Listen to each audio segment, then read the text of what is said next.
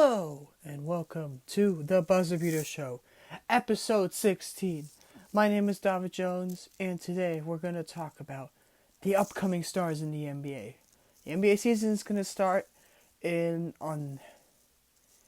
exactly 6 days.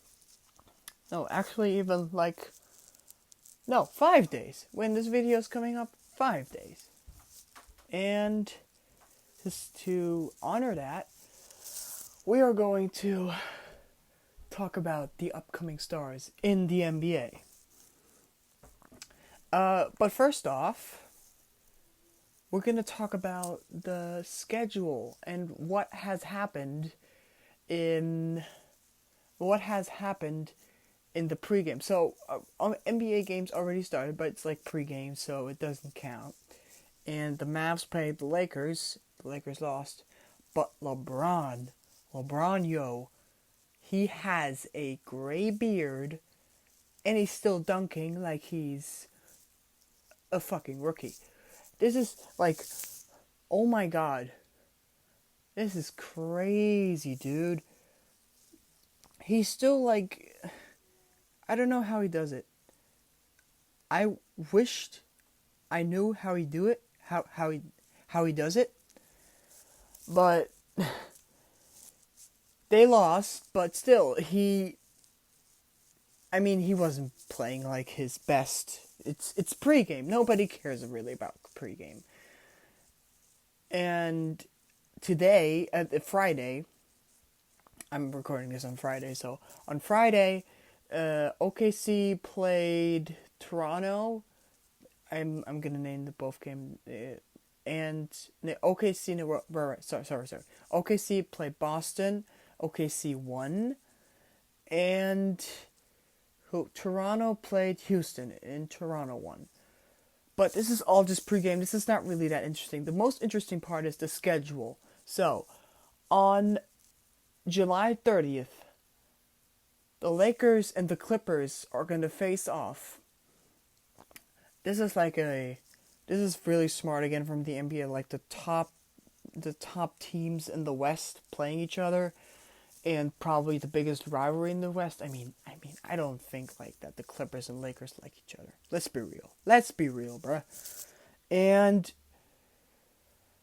then New Orleans is gonna play Utah Jazz, right? Wait, let me check that one more time.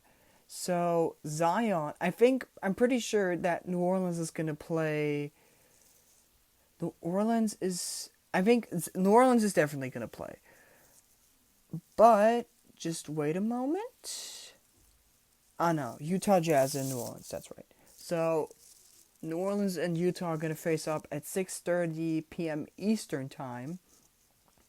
And the Clippers and the Lakers are going to face up 9 p.m. Eastern Time.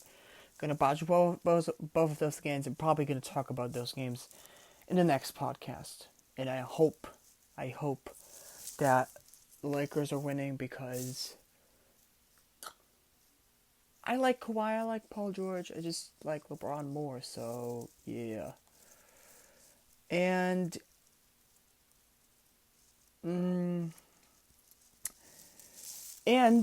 they actually have now a Black Lives Matter banner on the court, which is super cool. I think they're gonna. It's really tough because a lot of people are probably gonna criticize it and say, "Oh, why did they do that? That's stupid. I can't breathe. This is all just bullshit and stuff." Black athletes are not supposed to say anything, but the problem is black people, they don't want to get treated higher than white people. They just want to treat it the same way as white people, and that's still a problem in the U.S. And so I think it's super cool that they have that they are talking about this problem or even showing this problem on a big banner. That takes a lot of courage and a lot of I would say maybe even self-confidence, because you probably get tough comments on that. So Luka Doncic. Let's talk about Luka Doncic because today we're talking about upcoming stars, so we have to talk about Luka Doncic. Luka Doncic could become the greatest foreign player, even. And now I'm going to tell you why. This guy can shoot threes. He can dunk. He can defend. He can do anything. He can block. He looks like a more athletic Dirk Nowitzki. Let's be real. And he has been doubted his entire career. Even Bill Simmons said his first before the Luka got drafted in 2018, right? Yeah, 2018 had to be 2018. Even Bill Simmons said on the Bill Simmons podcast that he had doubts in Luka and that he's not gonna make it in the NBA. Well, he's an MVP potential, and he's only in his second year right now. I mean, this guy is dragging. He is in his second year, and he is carrying a Mavs team with Kristaps. Man, fuck Kristaps. No, I'm real. Fuck Kristaps. You shouldn't have left. Yes, you should have left New York, but not in that way, bro. Requested trade? Are you serious? Okay, wait, sorry. So, Luka is taking over. He's taking over. He's competing with LeBron. I mean, LeBron is still a better player than him. But I think at some point, Luka's going to be... He's never going to... I don't think he's ever going to be better than LeBron has been. But he could be the best foreign player ever. Let's be real. So, next we have Kobe White. If you don't know who Kobe White is, Kobe White plays for the Chicago Bulls. He has this weird, cool hair. Not weird, but it's really cool, I think. He's a great shooter. But he hasn't shown much. But I believe in him. I believe that he could really translate into a great player. And if anybody thinks now I'm going to compare him to anybody, no. I hate comparisons. Comparisons can just, fuck themselves. I'm sorry I'm cursing a lot in this podcast, but I don't earn any money with this, so I don't care. So, Kobe White could be a great player. And I think he has just to push him a little harder. And I think he's still in Zach LaVine's shadow. And, yeah. Ja Morant, the potential rookie of the year. Super athletic, super high vertical, super jumping ability. And I saw on Instagram he's just been grinding, doing workouts all the time with his buddies, just living the life. And a lot of people say, but Zion is supposed to be the rookie of the year. First off, Zion is probably the more hype, more skilled, more athletic player, but he missed the first part of the season. And so you can't really say he's the rookie of the year if he missed the first part of his first NBA season. And Zion is, I mean, how can I say that nobody's getting offended? Zion, he can lead a team. I believe in that. But Ja Morant has done a better job in leading a team than Zion has had now. I know they hadn't had him for that long. He still has to adjust. But I mean, New Orleans has to really toughen up in this tournament to make the playoffs. I believe that they're gonna make the playoffs. Um, yeah, and the next player would have been Zion. I mean, he's the most hyped drafted player after LeBron. And as I already said, man, I can't give him the rookie of the year. If he would have not missed those games, I would have said he's a rookie of the year, but I would say Zion is a better player than John Morant. But the problem is the games. I like Zion. Don't get me wrong. At the next player we have Jason Tatum. Jason Tatum is leading a team in his third year. So before, like, the season after, Kyrie was there, and Kyrie Irving, and he couldn't play, like, and he was in Kyrie's shadow and stuff. So he couldn't play, and he couldn't play to his full potential. And he had, like, restricted minutes and stuff. And Kyrie isn't the best teammate. So, yeah. But now, he's competing with LeBron. LeBron actually, like, posted on his Instagram, like, Young King and stuff. And, I mean, god damn, bro. The Lakers had to double team him when they played him. They had to double team him. They couldn't, like, he was just shooting threes over everybody. He didn't care. He's a savage, bro. This dude is crazy. He's just been shooting, like, he's like double cross with like shooting and it's in there. That is crazy, bro. And I believe he's gonna be an MVP and he's gonna win a championship with the Boston Celtics. I don't want to go Bill Simmons on this because Bill Simmons is a Boston Celtics fan. I'm pretty biased about the Boston Celtics. But I would say he's gonna win this shit. He's gonna win this. Sorry that I whispered. I don't know what I did that.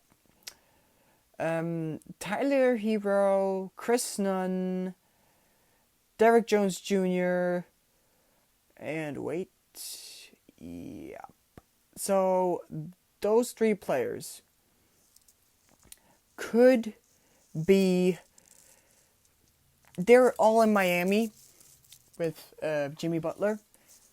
Jimmy Butler's a really tough player and he pushes his teammates all the time. And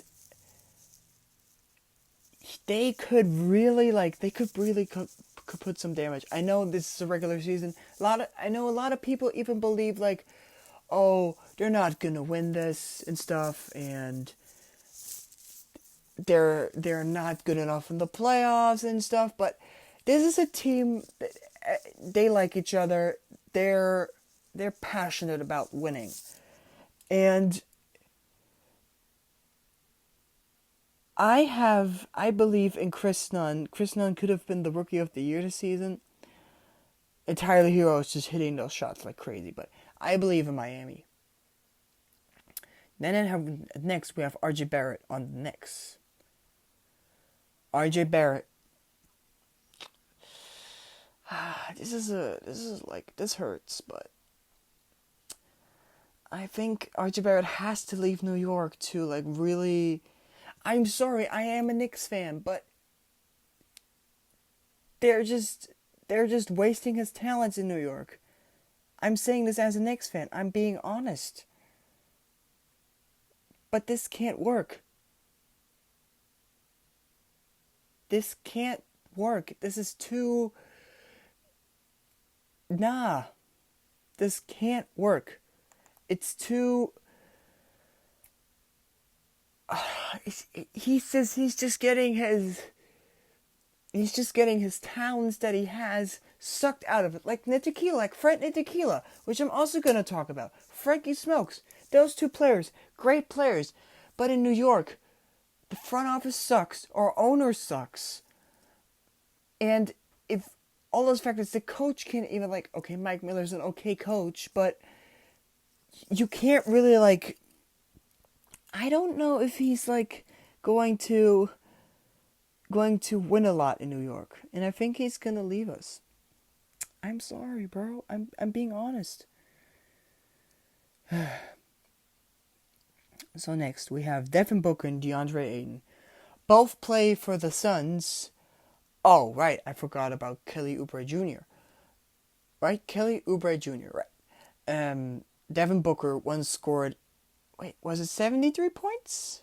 In 2017. I don't know which year that was for him, but I think he scored the most points, he's the youngest player to score 73 points or something like that. And DeAndre Ayton is he's a good player, but he still has to prove himself. I know the Suns are a losing team and stuff, but I believe him. I'm a positive. I'm thinking positive. The Suns could really do this. Kelly Oubre Jr., also a great athletic player, great shooter. They could do this.